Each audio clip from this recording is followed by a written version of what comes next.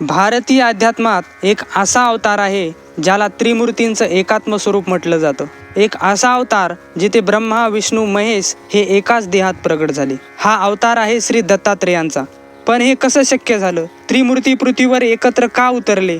आणि अनुसया मातेत अशी कोणती शक्ती होती जी देवतांनाही नतमस्तक बनवते? ही आहे त्या अज्ञात कहाणीची डॉक्युमेंटरी. दत्तात्रेय चरित्रात सर्वात महत्त्वाचं पात्र म्हणजे अनुसया माता.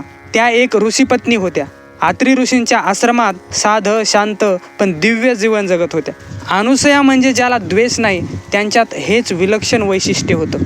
त्या कोणालाही, पाहुणे असोत, भिकारी असो किंवा देवच असोत, मातृभावनेनं पाहत होत्या. देवलोकात एकदा चर्चा सुरू झाली. पृथ्वीवर सर्वात पवित्र स्त्री कोण? सर्वांनी एकच नाव घेतलं, अनुसया. देवांना विश्वासच बसत नव्हता. मातृत्व एवढं शक्तिशाली असू शकतं? वासनाशून्य हृदय एवढं तेजस्वी कसं? आणि मग निर्णय झाला अनुसयाची परीक्षा घेण्याचा. तिन्ही देव ब्राह्मणाच्या रूपात पृथ्वीवर आले. त्यावेळी आत्री ऋषी आश्रमाबाहेर होते. अनुसया माता एकट्या होत्या. ते म्हणाले, माता, आम्हाला भिक्षा हवी आहे, पण आमची एक अट आहे. भिक्षा द्या, पण कशी? नग्न अवस्थेमध्ये. ही परीक्षा मात्र कठीण होती. पण अनुसया मातेला भीती नव्हती. त्यांनी डोळे मिटले, मनात एकच विचार केला, ही माझी परीक्षा नाही, ही मातृत्वाची परीक्षा आहे.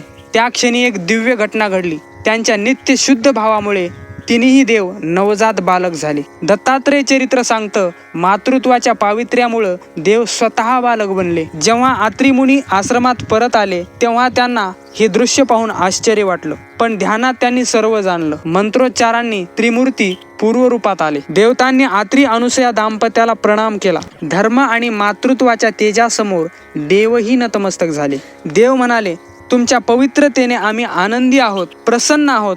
आम्हाला असं वाटतं की आम्ही एकात्म रूपात तुमच्या घरी जन्म घ्यावा. तेव्हा दिलं वरदान, दत्त नावाचा पुत्र. दत्त म्हणजे देवांनी दिलेली देणगी. हा पृथ्वीवरील त्रिमूर्तींचा एकमेव अवतार होता. दत्तात्रेयांनी जन्म घेतला, पण राजमहाल निवडला नाही. त्यांनी निवडला निसर्ग, शांतता आणि वैराग्याचा मार्ग.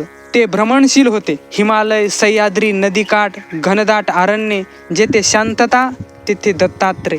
दत्तात्रेयांनी जीवनामध्ये 24 गुरु मानले. निसर्गातील प्रत्येक तत्वाला त्यांनी गुरु बनवलं. कारण गुरु बाहेर नाही, गुरु आहे निसर्गामध्ये. त्रिमूर्ती पृथ्वीवर एकत्र का आले? त्याचे शास्त्रानं 3 कारणं सांगितले. नंबर 1, आत्री ऋषींच्या तपाचं फळ. नंबर 2, अनुसया मातेच्या मातृशक्तीचा विजय. नंबर 3, पृथ्वीवर ज्ञान अधिक पालन अधिक योग हे एकत्रित स्थापित करणं. दत्तात्रेय हे ज्ञान म्हणजे ब्रह्मा, करुणा म्हणजे विष्णू, वैराग्य म्हणजे महेश या तिन्ही शक्तीचं एकत्र रूप आहेत. दत्तात्रेय म्हणजे चमत्कार नाहीत, ते मानव जातीसाठी निसर्गाचं एकत्र उत्तर आहेत. ज्ञान, भक्ती, वैराग्य जिथे हे तिन्ही एकत्र येतात तिथे दत्तात्रेय स्वतः येतात. ही कथा म्हणजे एक चमत्कार नाही, ती मातृत्व, तप आणि दैवी एकात्मतेची एक आध्यात्मिक सत्यकथा आहे. दत्तात्रेयांची ही कथा फक्त देवांच्या चमत्काराची नाही, ती मनाच्या खोल मानसशास्त्राला स्पर्श करणारी आध्यात्मिक सत्यकथा आहे. अनुसया मातेमधील मातृत्व शक्ती ही आपल्या मनातील सर्वात पवित्र मानसिक ऊर्जा आहे. मानसशास्त्र आज जिचं नाव देतं निर्व्याज प्रेम किंवा अपेक्षेशिवाय स्वीकार. जेव्हा माणसाचं मन कोणावरही द्वेष, मत्सर किंवा संशय न ठेवता शुद्ध प्रेमानं पाहायला लागतं, तेव्हा मनातील सर्व नकारात्मकता, अहंकार, भीती, राग, मत्सर हे सगळं बालक होऊन जातं.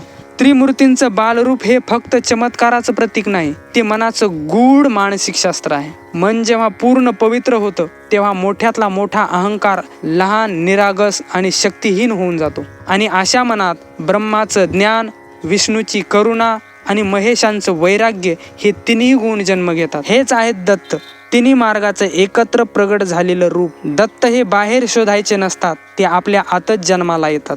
जेव्हा आपण स्वतःला प्रेमाने स्वीकारतो, भीतीपासून मुक्त होतो, अहंकार सोडतो, तेव्हा आपल्या अंतर्मनात एक प्रकाश जन्मतो. तो प्रकाश म्हणजे दत्तात्रेय. मित्रांनो, हा व्हिडिओ आपल्याला आवडला असेल तर नक्की व्हिडिओला लाईक करा आणि असेच नवनवीन व्हिडिओ पाहण्यासाठी आमच्या चॅनलला सबस्क्राईब करा.